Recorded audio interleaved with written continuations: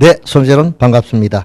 자, 오늘부터 이지공 공인중개사 학원의 부동산 공법을 담당하게 된 우영수입니다. 여러분, 공인중개사의 꽃이라고 하면은 1차 과목에 민법과 개론이 있고 2차 과목에 부동산 공법이 있습니다. 사실 우리가 2차는 고득점을 목표로 할 필요가 없겠죠. 60점 이상이면 누구든지 합격할 수 있습니다. 그런데 공인중개사를 합격하기 위해서는 이게 여러분 아주 고득점으로 합격을 한다거나 아주 높은 퀄리티로 공부하기 위해서 책도 교재도 굉장히 두꺼운 교재, 그리고 문제집도 엄청 양이 많은 이런 교재를 택하는 분들이 많습니다. 그 정도는 해야만 합격하지 않을까 이렇게 생각할 수도 있겠습니다만 결코 그것이 아닙니다. 자, 이지공 공인중개사하고는 이 더배움이라는 우리 서울의 유명 공인중개사의 합격을, 전 국민의 공인중개사의 합격을 슬로건으로 걸고 또 전문 자격증을 전 국민에게 양성화시키겠다는 그런 강한 자부심을 가지고 출발한 더배움이라는 출판사와 같이 동행을 해서 손을 맞잡고 이렇게 학원을 개설하게 된 것입니다.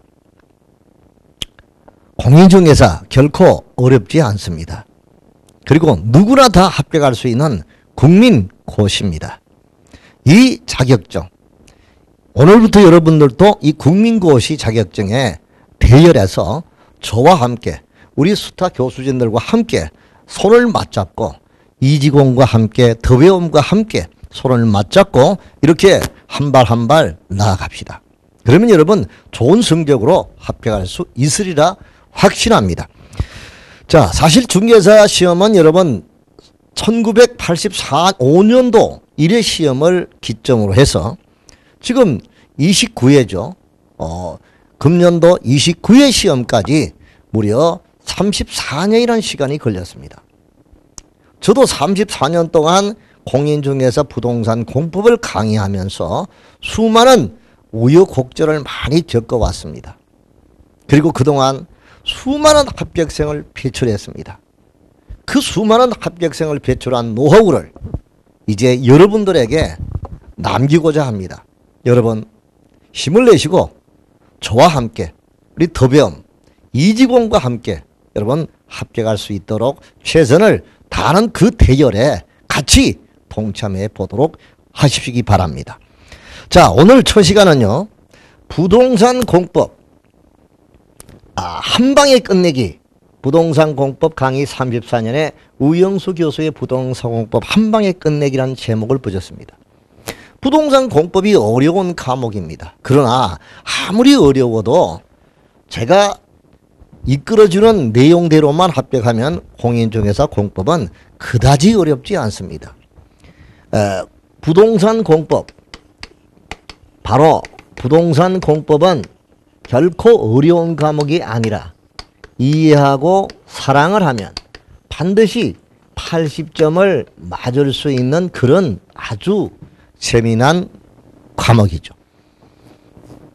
자, 그러면 이 공인중개사의 시작과 끝, 바로 더배움과 이지공 공인중개사 학원의 교수진들이 함께 하겠습니다.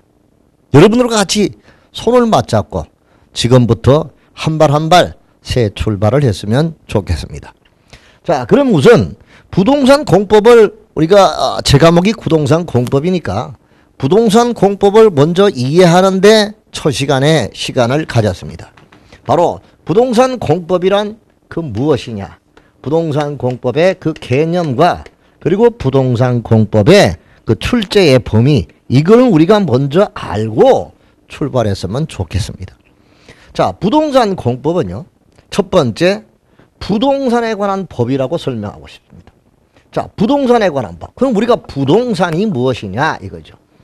자, 부동산 공법은 부동산에 관한 법이라고 했죠. 사실 이 부동산에 관한 법은 없습니다. 법 이름이 부동산에 관한 법 없죠. 그럼 우리가 부동산이 뭐냐? 부동산은 자, 민법의 99조에 보면 토지 및 그 정착물로 이렇게 대별되고 있죠. 토지는 잘 아실 테고 그 토지에 고착되어 있는 자 이동이 용이하지 않은 고정되어 있는 물건 건물이잖아요. 그렇죠? 건축물. 자, 그 토지와 건축물에 관한 법이다. 이렇게 먼저 볼 수가 있겠죠. 자, 그럼 우리가 이제 부동산의 공법은 이 부동산 즉 토지와 정착물에 관한 법인데 이 토지의 부동산에 관한 법은 한마디로 공법이죠. 부동산에 관한 법이고 공법이다 이게요. 자, 공법이 무엇이냐? 우리가 법을 우리가 이렇게 시간을 흘러가서 이렇게 법의 의원을 한번 찾아봅시다. 자, 이 법법자의 의원은 여기서 우리가 찾을 수가 있습니다. 이게 이제 짐승 이름 치자, 해태 치자 이렇게 설명이 되고 있는데요. 자, 이 짐승 이름 치자에 무슨 말이냐? 고대 히랍 시대에 산 너머 마을이 하나의 국가였습니다. 12세기 폴리스 도시국가죠. 자, 이때도 오늘날처럼 각종 범죄가 들끓었습니다. 절도, 살인 이런 범죄가 들끓었죠. 자, 이런 범죄가 있을 때 그때는 마을의 최고의 연장자가 바로 대통령입니다. 왕입니다. 그 연장자가 이 짐승이 머리에 뿔을 하나 달고 있는 바로 하얀 털을 소지하고 있는 오스트레일리아 양과 같은 그런 짐승입니다. 우리나라의 염소와 같은 짐승인데요. 하얀 털을 갖고 있는 거죠. 신적인 존재죠. 자, 이 짐승을 나무에 매달아 놓고 범죄 혐의가 있는 사람을 일렬 총대를 줄을 세워서 연장자가 보는 가운데 죄를 판단하게 된 것이죠. 그래서 왼손을 그 짐승의 뿔을 잡게 한 것입니다. 자, 왼손을 뿔을 잡은 그 손이 달달달 떨리면 죄를 짓지 않고 그렇지 않으면 죄를 짓지 않았다. 이렇게 판단을 하게 된 것이죠. 자, 거기서부터 연유가 된 거죠. 그래서 그 짐승 이름의 치자에 우리는 여기는 삼수변 그리고 갈것자 이 두 글자가 합성이 되어서 이렇게 법법자가 되었다는 그런 세미나는 일화도 있습니다. 그럼 우리가 법이라는 말을 가만히 풀어보니까 이 삼수, 물수죠. 갈거, 물이 흘러간다는 말입니다. 물이 고여 있으면 더러운 물이 됩니다. 오염된 물이 되죠. 그래서 바로 이런 의미에서 법이라는 것은 법의 궁극적인 목적을 우리 법학 개론 제일 첫 시간에 배울 때 사회의 정의의 구현 이것이 우리는 법의 궁극적인 목적이다 이렇게 배운 적이 생각이 납니다. 법의 목적인 사회의 바르고 옳은 것을 정착시키는 거 이게 법이다. 자, 물이 고여 있으면 더러운 물이 됩니다. 그 물이 흘러감으로써 더럽고 오염된 것을 세상을 말끔하게 깨끗하게 정착시키는 것이 바로 법의 궁극적인 목적이다. 이런 세밀한 일화도 있죠. 그럼 이런 법은 우리가 여러 가지로 분류할 수가 있겠죠. 자, 법은 먼저 이 문서화된 법이 있고 문서화되지 않은 법이 있죠. 그럼 우리가 이제 성문법이 있고 불문법이 있다. 자, 성문법은 다시 국내법이 있고 국제법이 있다. 이렇게 볼 수가 있겠죠. 자, 성문법의 국내법에는 다시 우리가 공법이 있고 그 다음에 사법이 있고 그 다음에 사회법이 있다. 이렇게 볼 수 있죠. 국제법은 우리가 국제조약이라든가 이런 것이 여기 있겠습니다. 자, 그럼 공법은 한마디로 그 특성 자체가 강제성을 띠고요. 그리고 공익, 공공, 복리성이 최우수의 지배 원리가 된 것이죠. 자, 사법은 한마디로 개인과 개인의 사생활 관계를 규율하는 법이니까 한마디로 여기는 임의적인 성격이 그 특성이 될 것이고 여기는 사적 자치가 지배 원리가 되겠죠. 계약 자유의 원칙이라든가 소유권 절대 원칙이라든가 이런 원칙들이 적용이 되게 됩니다. 자, 그럼 우리가 이제 법을 이렇게 분류를 해 봤을 때요. 자, 공법에는 어떤 법이 있을까? 자, 헌법, 행정법, 형법, 각종 소송법 이런 법들이 바로 우리 공법에 속합니다. 자, 그럼 여기서 이제 공법이 될 것이고요. 자, 사법에 속하는 것은 어떤 법이냐? 바로 민법과 상사관계를 규율한 상법, 이런 법이 사법에 속하겠죠. 자, 그리고 사회법은 뭐냐? 공법적인 요소와 사법적인 요소를 함께 갖고 있는 그런 법을 우리가 사회법, 소위 말해서 우리가 중간 영역이다, 이렇게 볼 수가 있겠죠. 로마법 이전부터 공법과 사법으로 분류가 됐습니다만은 20세기에 들어와서는 이 사회법이 등장이 되면서 이제는 거의 대부분의 법이 중간법, 중간 영역인 사회법이 자리를 매김하고 있다고 볼 수 있겠죠. 자, 그럼 우리 부동산 공법은 이 부동산에 관한 법 중에서 바로 공법에 속한다 이거죠. 자, 그럼 공법 중에서 어느 법이냐? 헌법이냐, 행정법이냐, 형법이냐, 소송법이냐, 이렇게 분류할 때 바로 부동산 공법은 행정법에 속한다, 이렇게 볼 수 있죠. 자, 그렇기 때문에 부동산 공법을 공부할 때는 이 행정법의 기본 원리와 그 내용, 작용, 이런 것들을 우리가 학습을 하는 게 중요하겠죠. 그래서 부동산 공법은 첫 번째 부동산에 관한 법입니다. 그래서 부동산에 관한 법인데 공법이기 때문에 공법은 국가와 국민 간의 상하 수직 관계죠.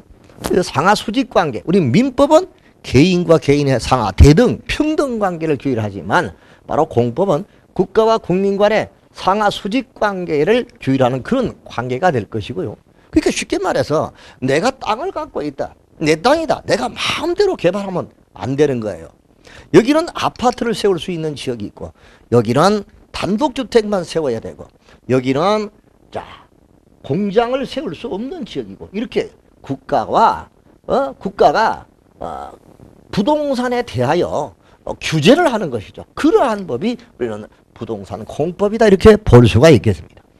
그래서 부동산 공법은 국가와 국민 간의 규율 관계를 규정한 법으로서 강제성과 그리고 공공복리 적합성, 그리고 효율성, 공공복리 원리가, 공공성의 원리가 지배되는 그러한 법 관계로 볼 수가 있겠죠.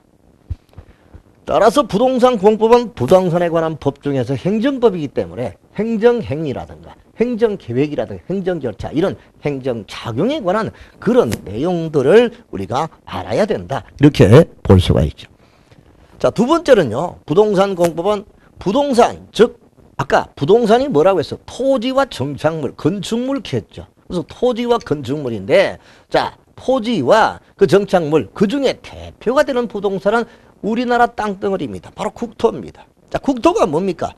우리나라 국가의 땅을 우리가 국토라고 하죠. 그러면 국토의 계획과 이용과 개발과 규제에 관한 무슨 법? 아까 공법 중에서 행정법이라고 볼 수 있는 것이죠. 그래서 부동산 공법은 두 번째, 국토의 계획, 이용, 개발, 보전, 규제 등에 관한 행정법이다, 이렇게 볼 수가 있겠죠. 그렇기 때문에 공법을 잘 이해하려면 먼저 국토, 토지에 관한 계획법입니다. 그 계획법의 성격을 알아야 되겠죠. 우리가 일반적으로 계획이라는 것은 바로 일종의 목적 프로그램 규정입니다. 자, 우리가 법의 기본적인 틀의 구조를 보면 조건 프로그램 규정이 있고요. 그리고 목적 프로그램 규정이 있습니다.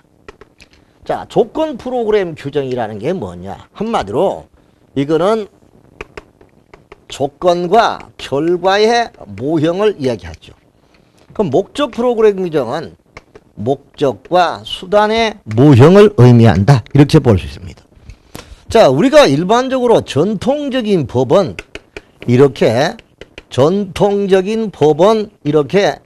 조건과 결과의 모형으로 만들어져 있다는 걸 볼 수 있습니다. 자, 형법 250조에 사람을 살해하면 이 조건이죠. 사형에 처하거나 유기징역, 몇 년 이상의 유기징역에 처한다, 이거죠. 이 결과잖아요. 자, 허가를 받지 않고 건축행위를 하면 3년 이하 징역 또는 5천만 원 이하의 벌금형에 처한다. 자, 이런 것 전부 다죠. 그러니까 이건 조건과 결과의 모형을 갖고 있는 것이 전통적인 법의 체계입니다. 근데 오늘날의 법은, 부동산 공법은요, 목적과 수단의 모형입니다. 우리 국토계획 이용에 관한 법의 1조, 건축법의 제작 목적 다, 자, 공공복리의 증진을 도모하기 위해서, 자, 계획을 수단으로 하고 있는 법이 국토계획 이용에 관한 법입니다. 바로 이렇게 목적과 수단의 모형으로 구성을 갖고 있는데, 이것을 우리가 목적 프로그램 규정이라고 하고요. 자, 이러한 목적을 실현시키기 위해서 비교 형량이라든가 이러한 이익을, 공익과 사익 두 가지를 비교하는 그러한 원리가 나오게 된 것이죠. 자, 그럼 일단 우리 부동산 공법은 전통적인 법인 조건 프로그램 규정을 띄고 있으면서 동시에 목적 프로그램 규정을 더 강하게 띄고 있는 그런 법의 체계를 갖고 있는 것이 부동산 공법이다. 부동산 공법은 목적 프로그램 규정이다. 이렇게 우리가 이해를 하시고 가도 좋습니다. 상당히 처음 듣는 말일 텐데요. 그래서 부동산 공법은 아까 부동산에 관한 법이고 부동산에 관한 법 중에서 행정법에 속한다.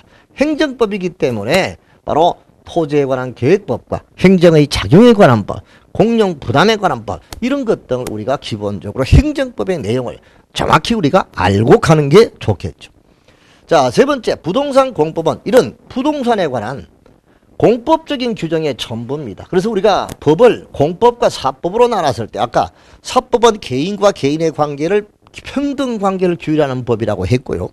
자, 공법은 바로 개인과 국가 간의 상하 수직 관계를 규율하는 법이라고 했죠. 따라서 부동산 공법은 이 부동산을 대상으로 하는 법 중에서 공법적인 규정입니다. 따라서 사법적인 규정은 배제하고 공법적 규정의 총체만을 묶어서 부동산 공법이다. 이렇게 볼 수 있죠.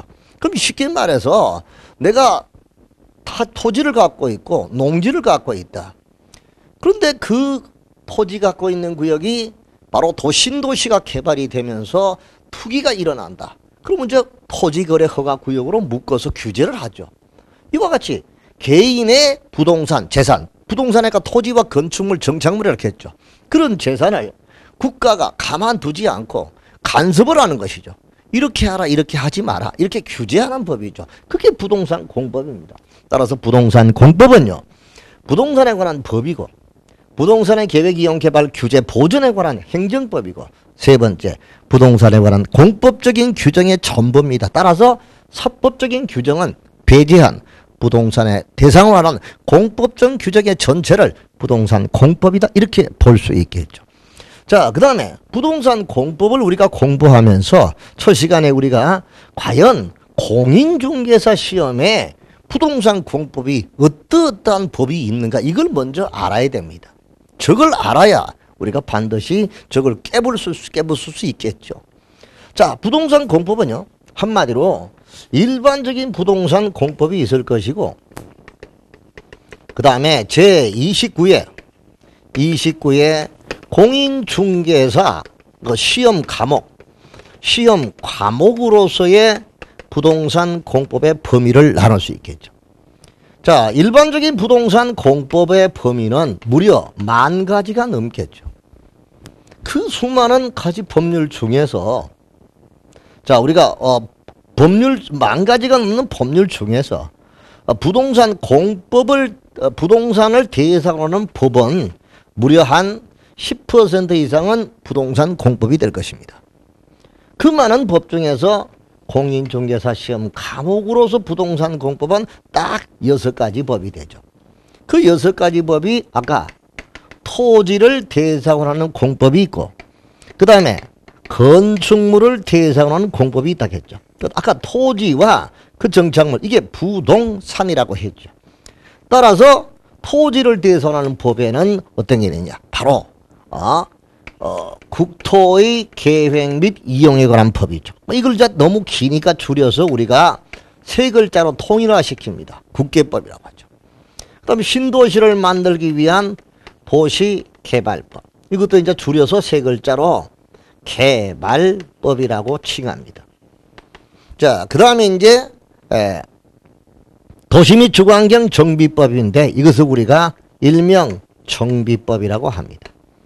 자, 그 다음에 자, 요거는 우리가 한마디로 토지에 관한 공법으로서 토지를 계획하고 이용하기 위한 그러한 법이죠.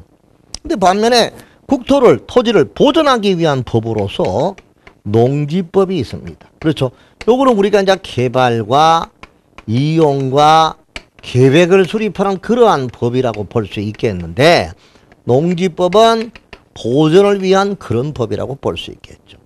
자, 이렇게 해서 네 가지 법이 토지에 관한 공법이고, 건축물에 관한 법이 건축 일반에 관한 건축법이 있고요. 그 다음에 주택 일반에 관한 주택법이 있다 이거죠.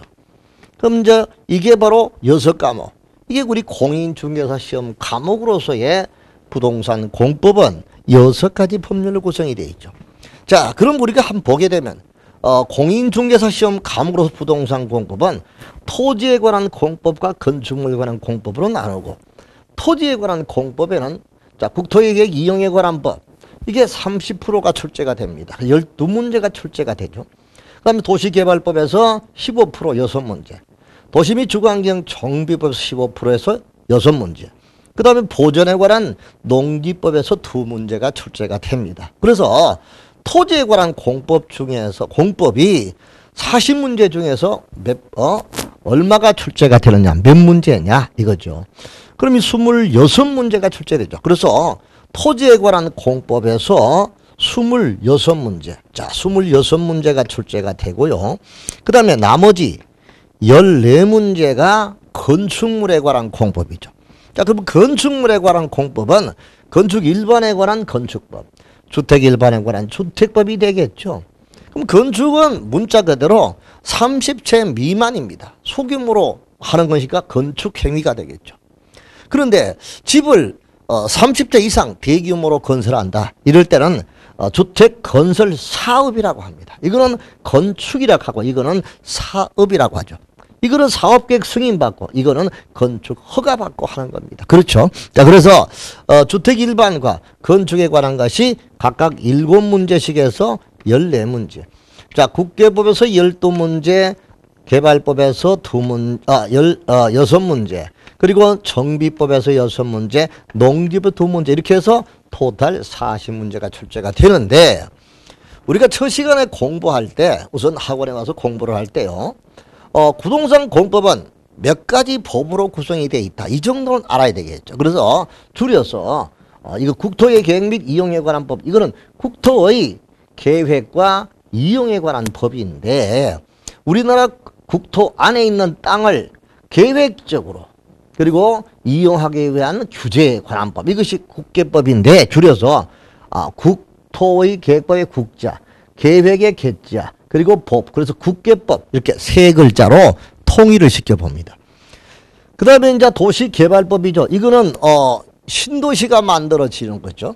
자, 농지를 갖고 있는 사람이 그 지역 신도시가 들어서게 되면 그 지역 땅은 대박 터지는 거죠. 그러면 우리 일기 신도시가 우리가 분당, 천당 밑에 분당이라고 했잖아요.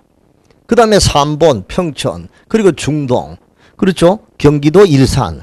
자, 이런 신도시가 개발이 되면서 거기에 1기, 2기, 3기 이렇게 이어져 왔죠.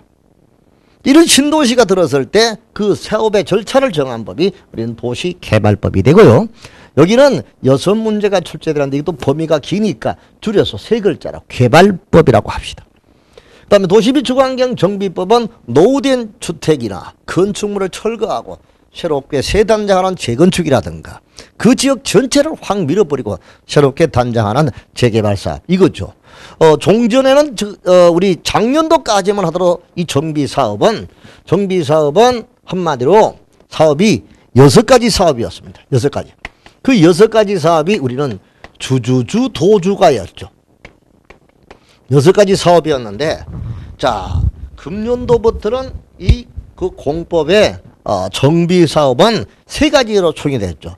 주거환경 개선사업, 이거 하고, 자, 이 사업 속에 주거환경 관리사업이 있습니다. 자, 관리사업하고, 그 다음에 이 가로 주택정비사업, 이 3가지가 여기에 들어간 거죠. 그리고 주택 재개발 사업이 있습니다. 이 재개발 사업은 이 도시환경 정비 사업하고 이 재개발 사업을 묶어서 우리가 재개발 사업이라겠죠. 그리고 이제 주택의 재건축 사업이 되는 것이죠. 그래서 금년도부터는 이 정비 사업이 이렇게 3가지 사업으로 6가지 사업이 3가지 사업으로 축소가 된 것이죠. 그래서 주주주도주가 주거환경 개선, 주택 재개발, 주택 재건축, 도시환경 정비사업, 주거환경 관리사업, 가로주택 정비사업 6가지 사업이 있었던 것이 금년도부터는 주거환경 개선 사업과 주택 재개발 사업, 주택 재건축 사업으로 함축이 되어서 3가지 사업으로 새롭게 태어났습니다. 자, 정비법 이렇게 노화된 도시를 주거환경을 개선하고 도시환경을 개선하기 위한 그 정비사업의 절차를 정한 법, 이게 정비법이 되는 것이죠. 자, 여기도 6문제가 출제가 됩니다. 자, 그 다음에 이제 보전에 관한 농지법으로서 농지법은 농지의 소유와 그리고 농지의 이용과 농지의 보전에 관한 법이죠. 그래서 2문제가 출제가 되는데 사실은 농지법은요, 바로 이 중개사법에서 농지에 관련 문제가 2문제 나와요. 그렇다면 결론적으로 농지와 관한 정책은 또 개론에 나와요.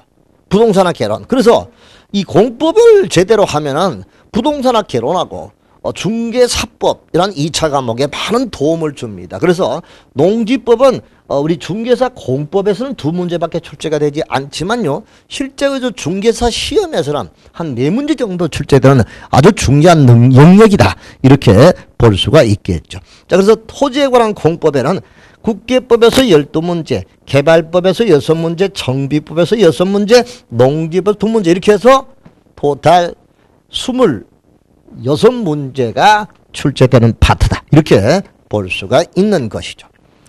자, 그 다음에 이제 건축물에 관한 공법의 건축 일반법 그리고 주택법에서 각각 이 7문제씩 해서 토탈 14문제가 출제되는 파트가 되겠죠. 그래서 부동산 공법은요, 부동산에 관한 법이고, 2번째 부동산의 개발과 계획과 이용과 개발 규제, 보전에 관한 행정법이고, 3번째 부동산에 관한 공법적 규정의 총체를 우리가 부동산 공법이라고 하고, 부동산 공법의 29회 중개사 시험에 출제 범위는 토지에 관한 공법으로서 국계법, 개발법, 정비법, 농지법 26문제. 그 다음에 건축에 관한 법으로서 건축법 7문제, 주택법 7문제, 이렇게 14문제 합쳐서 40문제가 출제되는 것이 부동산 공법의 범위다, 이렇게 볼 수 있습니다. 근데 여러분, 공법을 공부할 때 우리가 먼저 알아야 할 파트가 있습니다. 아까 부동산 공법은 누구의 관계를 규율하는 법이라고 했습니까? 자, 국가와 개인의 관계를 규율하는 법이라고 했습니다. 자, 우리가 민법은, 사법은 개인과 개인의 관계를 규율하지만요, 부동산 공법은 이렇게 국가와 개인의 관계를 규율하는 법이라고 볼 수 있겠습니다. 자, 그렇다면 국가하고 국민, 상하 수직 관계가 되겠죠. 그럼 국가는 국민 보고 뭘 하지 마라, 하지 말라는 것을 부작이라 하죠. 못하게 하는 것이죠. 해라, 하게 하는 거죠. 자기. 자, 그 다음에 너는 소득을 많이 얻었으니까 세금을 내라. 자, 뭡니까? 세금을 내라. 급부인 거죠. 자, 너는 국가가 개인의 도로를 넓힌다. 이때 개인의 토지를 강제로 수용한다. 받아들이고 참아라, 이렇게 수인하며. 그래서 하지 마라, 하라, 세금 내라, 그 다음에 받아들이고 참아라 하나, 이런 공법상의 각종의 의무를 부과하는 것이 우리가 부동산 공법의 경우죠. 그래서 국가와 국민의 관계는 상하 수직 종속 관계죠. 자, 그러기 위해서는 국민이, 우리가 공법을 잘 이해하려면 국가기관 조직이라든가 법령의 체계, 이런 것들을 먼저 알아야 되겠죠. 자, 그래서 우리가 법령은 한마디로 이 법령은 조금 이따 보기라고, 우선 행정의 체계가 필요하죠. 자, 국가와 개인의 관계니까, 자, 그럼 여기서 국가 기관이 바로 우리는 중앙행정기관이 있고 그 다음에 광역자치단체장이 있고 그리고 기초자치단체장이 있다 이거죠. 그럼 중앙은 한마디로 국토부 장관이라든가 또 기획재정부 장관이라든가 또 문화체육부 장관이라든가 이런 각종 장관을 말하겠죠. 이게 중앙행정기관장입니다. 자, 그럼 광역자치단체는 문자 그대로 자, 특별시, 광역시, 특별자치시, 특별자치도 그리고 이제 기초가 있죠. 그 밑에 특별시 밑에 뭐가 있습니까? 자, 구가 있습니다. 광역시 밑에 구가 있고 군이 있습니다. 특별시 밑에 자, 특별자치시가 있고 특별자치시가 있죠. 그 다음에 특별자치도가 있죠. 여기는 이제 행정 단위로서 각 시가 있습니다. 자, 그 다음에 도지사 밑에 도 밑에 시군이 있죠. 자, 여기 시는 다시 또 일반시가 있고요. 그 다음에 대도시가 있다. 대도시라는 것은 인구 50만 이상으로서 구가 있는 시를 우리가 대도시라고 하죠. 경기도 수원시와 같은 이런 시는 100만 명이 넘습니다. 우리가 행정구역 단위로서 100만 명이 넘으면 광역시가 돼야 되는데 광역시를 너무 많이 만들면 안 되니까 수원시는 억울하게 그냥 일반시죠. 자, 일반시인데 자, 이런 시가 불만을 토로하죠. 뭐 일일이 무슨 도로 하나 넓힌다, 공원 하나 만든다, 무슨 빌딩을 새로 공공기관을 새로 설치한다. 일일이 도지사의 허가를 받습니다. 승인을 받는다. 신경질 나죠. 그래서 이 수원시라는 이런 소시가 그럼 하나 우리가 스스로 결정할 수 있는 권한을 좀 많이 달라. 이렇게 한 것이죠. 그래서 국가기관 조직체를 이게 수원시와 같이 자 인구 50만 이상이고 거기다가 자치구가 아닌 구가 있는 시 이런 시를 대도시라고 해서 웬만한 사항은 도지사 간섭 안 받고 스스로 결정할 수 있도록 하기 위한 것이 대도시 직제가 된 것이죠. 자, 그래서 우리가 도시라고 하면 도시라고 하면 특별시, 광역시, 특시, 특도 그리고 시와 군 요거를 우리가 도시는 특광, 특시, 특도, 시를 도시라고 하죠. 요걸 도시라고 하고요. 그 다음에 묶어서 군까지 합쳐서 우리가 도시군이다 이렇게 편제한다. 그래서 도시군 기본계획, 도시군 관리 계획을 뗄 때 도시는 특광, 특특시를 말하고 거기다가 군을 합쳐서 도시군이라고 부른다 하는 것을 알아두시면 되겠죠. 그 다음에 기초자치단체는 자치구가 있고요. 그 다음에 자치구가 아닌 군이 있습니다. 우리 부산 광역시는 기장군이 있고 대구는 달성군이 있습니다. 그렇죠. 이런 군을 광역시에 소속되어 있는 그런 행정 단위의 군이다. 이렇게 볼 수 있죠. 자, 이렇게 이제 국가와 국민의 관계를 규율하는 법이니까 국가기관 이런 조직, 정부 조직 체계를 알아두는 것도 중요하겠죠. 자, 그 다음에 이제 법령의 체계입니다. 자, 우리가 일반적으로 이게 무슨 자입니까? 이게 법헌자죠. 헌법입니다. 헌법. 그럼 이거는 법헌자, 이거는 법법자입니다. 자, 그러니까 우리가 풀이하면 법의 법이다. 아버지의 아버지가 할아버지입니다. 법의 법이 우리나라 최고의 법인 헌법이죠. 국가의 조직과 통치 구조에 관한 최고의 기본법을 우리가 헌법이라고 합니다. 그럼 헌법 밑에 자, 법률이 있죠. 자, 그 밑에 시행령이 있죠. 그 밑에 규칙이 있고 그 다음에 그 밑에 자치법이 있다. 이렇게 볼 수가 있겠습니다. 자, 그럼 여러분 헌법의 재산권 보장 규정 이런 헌법의 기본 원칙 공공복리라든가 또는 형평의 원칙이라든가 자, 형평 그 다음에 신뢰 보호의 원칙이라든가 자, 이런 원칙을 토대로 해서 이제 법률로 법이 만들어지죠. 그 법이 우리가 국토 계획 및 이용에 관한 법이라고 하면 이거는 국회가 만든 거죠. 그 다음에 이제 대통령령이 만드는 게 우리가 국토계획 이용에 관한 법 시행령이 있고 그 다음에 각부 장관이 만드는 것이 규칙이 있죠. 그래서 우리가 중개사 시험 과목은요. 아까 6가지 법이죠. 국계법, 개발법, 정비법, 농지법, 건축법, 주택법이었습니다. 그럼 그 6가지 법만 공부하면 안 돼요. 법 밑에 시행령, 대통령이 있죠. 시행규칙까지 있는데 규칙은 빼더라도 이 대통령령까지는 반드시 학습을 해야 됩니다. 그래서 공법은 6가지 법에다가 시행령 6가지, 시행규칙이 6가지, 3, 6이 18이죠. 그럼 결론적으로 6가지 법이 아니고 18가지 법령으로 구성이 돼가 있다. 이거죠. 법령. 그럼 여러분 보실 때 이 법하고 대통령령과 규칙 이걸 묶어서 우리가 뭐라고 하느냐. 행정명령이라고 합니다. 그래서 우리가 이제 학습을 할 때 보통 국토계획 이용에 관한 법에 관한 설명으로 옳지 않은 이래 문제 안 냅니다. 국토계획 이용에 관한 법령에 관한 이 법하고 행정명령에 영자를 붙여서 법령이라고 합니다. 그 법령. 이 법령의 체계를 이렇게 알아두시고 가는 게 좋겠습니다. 자, 이런 것을 토대로 해서 우리가 봐야 될 것이고요. 자, 나머지는 이제 이 국토계획 이용에 관한 법이라든가 이런 계획에 관한 법인데 우리가 부동산 공법은 미리 먼저 계획을 수립하죠. 그 다음에 나중에 그 계획에 따라서 뭐를 합니까? 이용을 하게 하는 것이죠.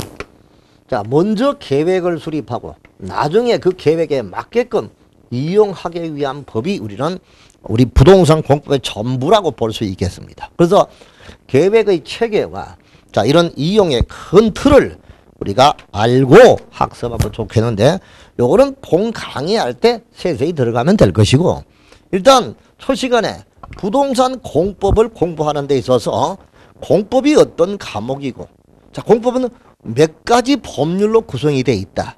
그리고 중개사 시험에 어떻게 학습하면 될 것이다 하는 이런 것을 가지고 첫 시간에 우리가 학습을 할 수 있었습니다. 자, 길게 설명하는 것보다 일단 부동산 공법 개념과 그 범위 그리고 공법을 합격하는 방법은 아까 이야기했죠. 여러분 합격을 하기 위해서는 딴 거 없습니다. 항상 그 과목을 이해하고 사랑을 하십시오. 그럼 반드시 합격을 합니다. 80점이 아니라 합격이다 이거죠. 이런데 합격을 하기 위해서 이해하고 사랑을 하기 위해서 어떻게 되느냐. 자, 교과서를 나이 플러스 1만큼 책을 읽으라는 말을 강조하고 싶습니다. 우리 이지공 더배움의 교재가 나름대로 교수님들의 30년 또는 20년 이상의 노하우를 담아서 교재를 잘 편제했습니다. 이 교재를 여러분들이 나이 플러스 1만큼 책을 읽어보십시오. 그러면 틀림없이 합격합니다. 자, 내 나이가 50이다 하면 5 플러스 1이니까 6번. 자, 내 나이가 47세다 그러면 4 플러스 1 5번. 내 나이가 34세다 3 플러스 1 4번. 내 나이가 60이다 6 플러스 1 7번. 여기는 경로 우대증이 없습니다. 나이가 많으면 많이 읽어야 됩니다. 왜? 그만큼 내 세포가 죽어갔습니다. 그러니까 합격을 하기 위해서는 반복하는 학습이 필요하겠죠. 자, 이렇게 또 책을 읽어야 되겠죠. 자, 이렇게 합격을 하기 위해서 책을 읽는 방법은 어떻게 할 것이죠? 저는 콩나물을 키우는 정성으로 하라. 이렇게 당부드리겠습니다. 여러분, 그 항아리에 밑둥이, 구멍이 뻑 뚫린 밑둥이에다가 콩을 집어넣고 물을 주면 줄줄 밑으로 흘러내립니다. 근데 거기에 하룻밤이 지나고 이틀밤이 지나고 3일이 지나면 콩나물이 푹푹 자라 올라와 있습니다. 바로 공부는 이렇게 눈에 보이지 않지만 콩나물을 키우는 그 정성을 다하여 한다면 반드시 합격할 수 있겠습니다. 또한 소가, 여러분 시골에서 소를 키우시죠? 소가 그 여물, 소밥을 여물이라고 하죠. 여물을 먹는 방법을 한번 보십시오. 그럼 소가 여물을 먹는 방법은 되씹기입니다. 그렇습니다. 공인중개사의 합격은 이해하고 사랑하면 됩니다. 그러게 하기 위해서는 나이 플러스일 만큼 책을 읽어야 됩니다. 그래서 꼭 합격하고 싶다. 그러면 소가 여물을 먹듯이 대십기를 하라. 여러분 소를 키워보시면 소가 하루 종일 여물을 먹고 배에 저장해놨다가 배에 앉아서 다시 트림을 해서 대십기를 합니다. 이 방법이 공인중개사 합격을 할 수 있는 가장 좋은 방법이다. 저는 그렇게 말씀을 드리고 싶습니다. 공법은 결코 공포의 법이 아니라 이렇게 이해하고 사랑하면 반드시 합격할 수 있는 고득점 과목이라는 생각을 가지시고 재미있게 1년 동안 저와 함께 학습을 했으면 좋겠습니다. 여러분, 나는 할 수 있다는 그 믿음, I can do it, 그 믿음을 가져야 됩니다. 내가 이 나이에 이거 해가 되겠어? 합격할 수 있겠어? 이런 마음을 가지고 있다면 절대 합격할 수 없습니다. 나는 합격할 수 있다. I can do it. 그런 믿음을 가지시고 자신을 못 믿는 사람이 어떻게 남을 믿겠습니까? 어떻게 선생님을 믿겠습니까? 여러분 스스로 믿어보십시오. 그리고 여기 있는 우리 더배움과 이직원 공인중개사 학원 그리고 우리 교수님들을 한번 믿어보십시오. 그러면 여러분 틀림없이 좋은 성적으로 합격할 수 있을 것입니다. 여러분 힘내시기 바랍니다. 감사합니다.